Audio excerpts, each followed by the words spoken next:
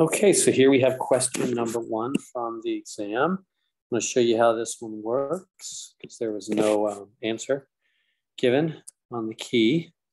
So if you look at the notes, and in fact, I probably should have had those ready. Let me go to the notes here real quick for you. The exam 1 notes for our class.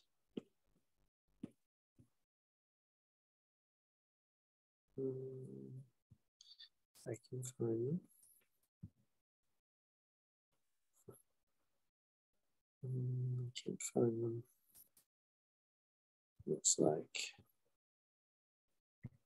There they are. All right, exam 1 notes. So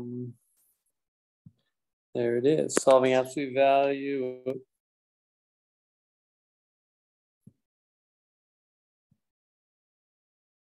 Absolute value with greater than or less than. There we go. So you can use these notes during the exam.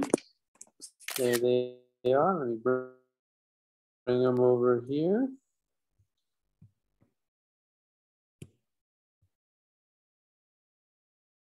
And there we go. So they tell us exactly what to do. If you have absolute value less than, follow these steps. If you have absolute value greater than, follow these steps. So what do we have? This one's absolute value greater, huh? This is a greater than symbol. Greater. So what do you do with absolute value greater? Greater, get the absolute value piece alone. Well, ours already is alone, meaning if there was like a plus 10 out here, you know, we would subtract 10 from both sides, but we don't have anything like that. So it already is alone. And then step 2, remove the absolute values. 2 inequalities with the or. So you write this one and this one. Notice the first one is less than the negative or greater than the positive. So you remove the absolute values. So you remove them. Remove the absolutes and you write less than the negative or greater than the positive. See that? It's exactly what it says here. Less than the negative, greater, if you can, I scribbled it up here now. Less than the negative, greater than the positive, no more, you remove the absolute values. And then solve for x in both cases. Okay, and so add 5, like that. Same thing over here. I guess you can do them both at once. Let's do one at a time here. So 3x less than or equal to 1, and divide by 3.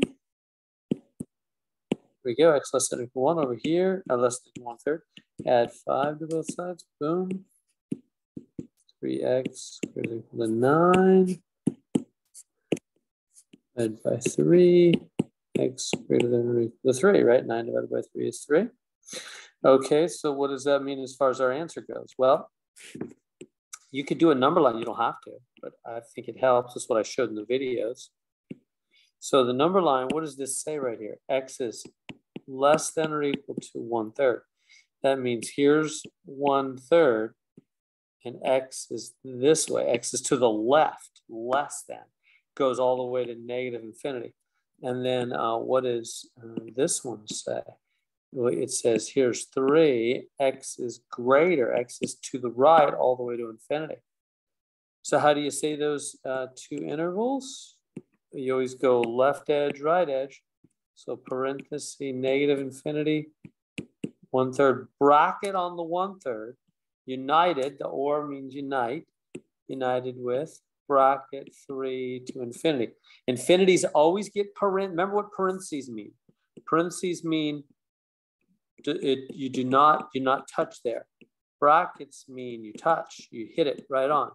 So we are less than or equal, greater than or equal. So it means we're right on 1/3, we're right on 3, we're equal, right on. So it means we need brackets at 1/3 and 3. We're right on, straight edge to a bracket. You're straight on those numbers. But infinity, negative infinity or positive infinity, those always get parentheses because you can never be right on infinity. You can't go to the doctor's office and say, I waited forever.